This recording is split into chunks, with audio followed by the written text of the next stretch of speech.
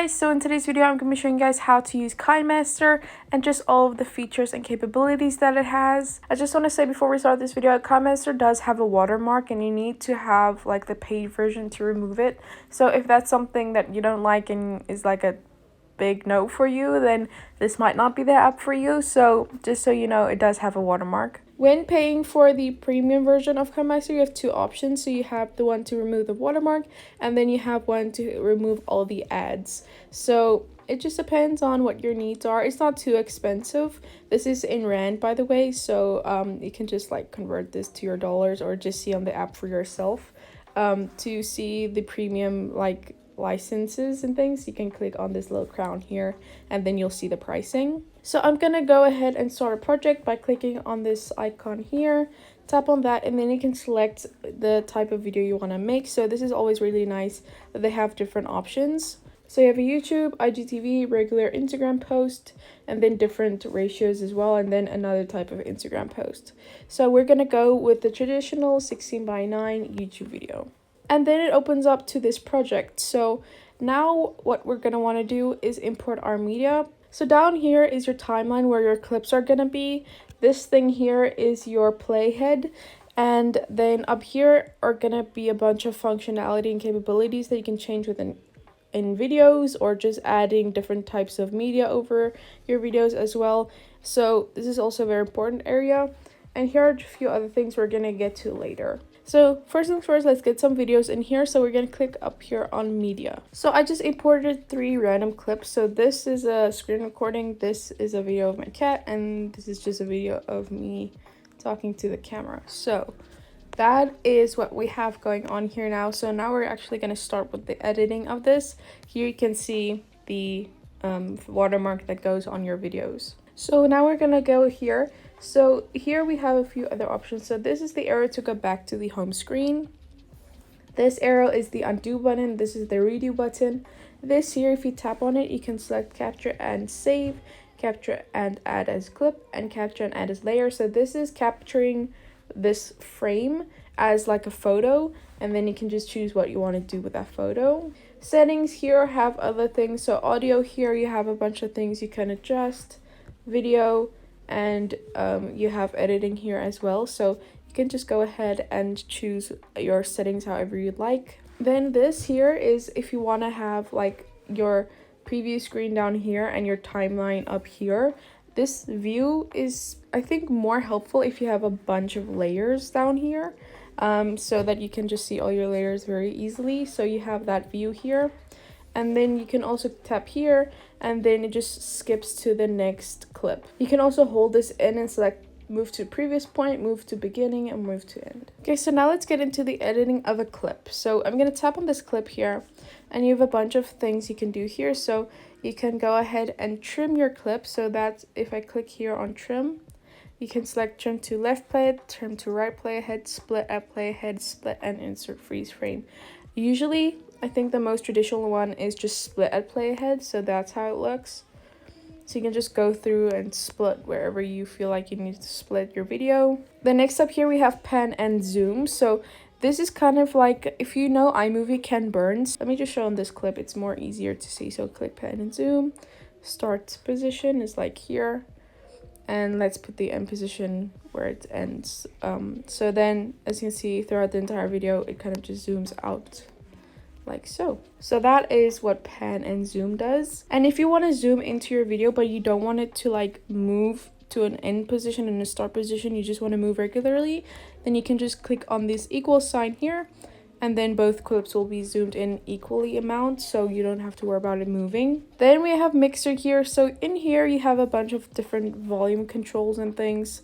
So I don't usually mess with this. I don't like editing audio very much, so if you know what you're doing, go ahead. The main thing here is probably like just like adjusting the volume, that's fine, but just like, you know, work with caution when working with audio because it's a tricky thing. Then we have filter here, so you can add nice filters over your videos. So here we have a few. So these are basic ones apparently. So that's that. Then you have warm filters, cold filters. So that's all the filters that they give you here, and you can just select none if you don't want any filters over your video. Next up, we have speed here, so you can speed up your video. So here they have default presets that you can just tap. Here you can choose your own. Then we also have mute audio or keep pitch. So you can choose to just mute the audio, because when you speed a video up or slow down, the audio does kind of like go with that. And keep pitch means like if you're fast forwarding your video, usually it gets that high pitch, but if you select keep pitch, it won't go high pitched. It will just be regular like voice. Then we have reverse. I'm not going to tap on that right now because it takes a while to load, but you can just tap that and it will reverse your clip. Then we have rotate mirroring here, so you can just rotate your video. So either you can just like mirror it vertically or horizontally, or you can just rotate your video. Next up, we have clip graphics here. So here you can see you have some titles that you can choose from. You have some basic title effects here as well. You have powerful, which looks like on stage things, and then you have travel and activity, and then you have sentimental. So there are cool things here. So that's what the clip graphics does. Then we have vignette, which basically just makes like a kind of black dusty outline here. That is what vignette looks like. This is usually to get like more of a dramatic effect, I feel like. Reverb here is kind of weird, so it fits your audio to sound like it's taken in a different area. So we also have a cat who likes to lay in. It sounds like you're echoing in your audio, so that's something you can do. So reverb just changes like the place that you're filming in, like it just changes the sound. So yeah, that's reverb. Use it, don't use it. Then we have voice changer here, which I think can be very cool when editing. So they have a few cool things here you can do with voice changer. If you want to add some funny effects or something, you have that in voice changer. Then adjustments here are very helpful. So that is if you want to do some color corrections or something, you can adjust the brightness, the contrast, saturation a bit, have vibrance. Then we have extract audio. So if I click on this, you'll see the audio is now at the bottom here and not like part of this clip. It's now its own separate kind of clip here. So that's all the controls you have within a video clip. So now let's tap on this audio. Again, I don't know much about audio editing. If you're like a pro at this, that's great, but I don't know much about it. But in here we also just have like mixer, EQ, volume envelope, reverb, voice changer, ducking, loop, and trim and split. So that's all you have here. When you're editing within a video clip, you also have these three dots here, and within that you can duplicate or duplicate as a layer. So duplicating is just duplicating that clip and putting it next to itself. So here's the duplicate and here's the original, and then you can also like just duplicate as a layer, which means if I tap on duplicate as layer, it's gonna make it a layer on top of that. So here you can see that. Okay, so now let's get to layers. So we already covered media, so you can import photos or videos, whatever you want, and then just have them here in your timeline. Now layers, you have different types of layers. So I'm going to click on that, and here you can see all the type of layers you have. So the first type of layer we have here is media. So that's like putting a photo or a video over a photo of a video in your timeline. So I'm going to click on media here and then just import a photo. So with a photo overlay, you can adjust like the size, you can adjust the rotation, and just like put it anywhere you want on the screen. And then you can also go ahead and have like edits within that. So you have the same kind of edits within a, like you had within a clip. So you can trim it or cut it. You can move it to the duration that you want by dragging it here. So because it's a photo, you can just drag it however long you want it to show on the screen. You also have split screen, so you can choose like, do you want to have like it like this, that's just like an overlay, or you want it a split screen which looks like this, and you can choose which one is bigger or not. Then you have rotate and mirroring again, so that's just rotating it or flipping it. Then we have my favorite part of Kinemaster is like the animations that they have for things like overlays in your videos. So let's set an in animation. So they have a few to choose from here. Okay, a lot to choose from here.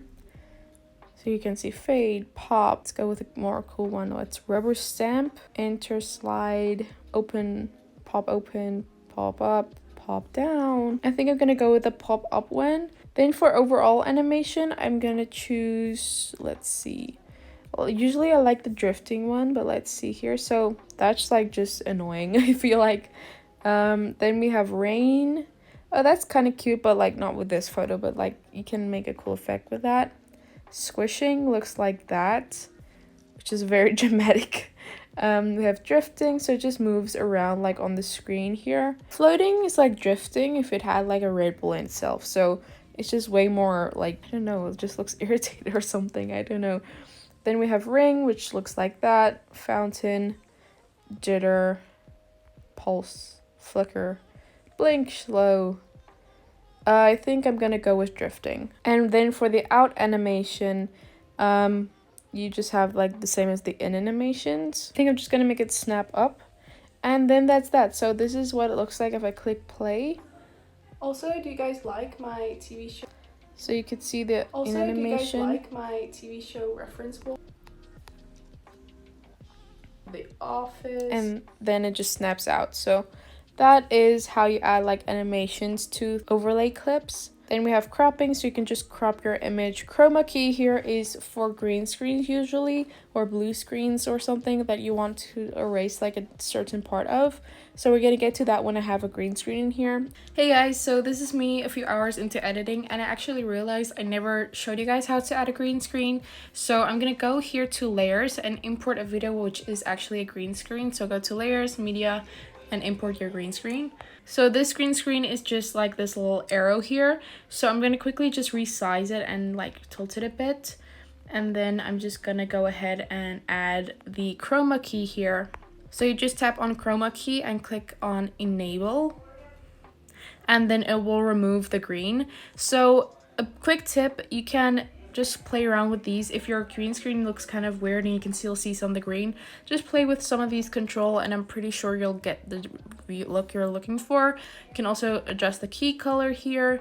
If you still haven't got your desired look, try the detail curve and see if you can change something there. So that is probably like the biggest tip I have, is just playing around with these controls until you have your desired look for your green screen. But yeah, that's how you add green screens in Kinemaster. You just add in your green screen and select the chroma key on the video. Alpha or opacity is just like the opacity of the image. Then we have filter here. So again, you can just add like a filter over that. You have adjustments, which is the color correction, and blending here is like, you can just blend it in different ways.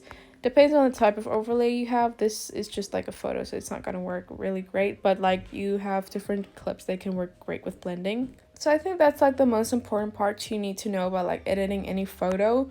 Then we're going to go to layers again, and we're going to add effects. So they have basic effects. So the ones they give you like that are basic is Gaussian, blur, and mosaic. So you have those two, but in the store here, they have other things here as well. So they have an asset store, so you can buy effects here. So they have effects here that you can buy. Here you can see some of them. They have so many you can choose from. Then they have transitions here that you can buy. So if you're interested in like Kinemaster for real, they have so many things you can buy additionally. Then they have stickers. We're gonna get to stickers in a minute, but they have so many cute stickers here that you can add over your videos and have like cool effects with. Then we have music, and we also just have sound effects. So they do have like a few effects that you can choose, like I said, but like their asset library is where it's at if you need like a lot of effects or something. Text is also very fun. So I love their text options and just like the way you can customize your text. So let me just like write something. Hey, wow, I know, very clever. And then we're gonna start editing the text now. So we have the font that we can change, and then we can also change like the color. Just gonna get to the animations a little later. We have like opacity again, blending. Text options is like if you want it like in the middle or something, if you want it underlined or not. Character, like spacing between the characters, spacing between the lines if you have more than one line of text. Then you can also add an outline to make it pop if you want. So you can maybe like have a white outline. You can add a nice drop shadow.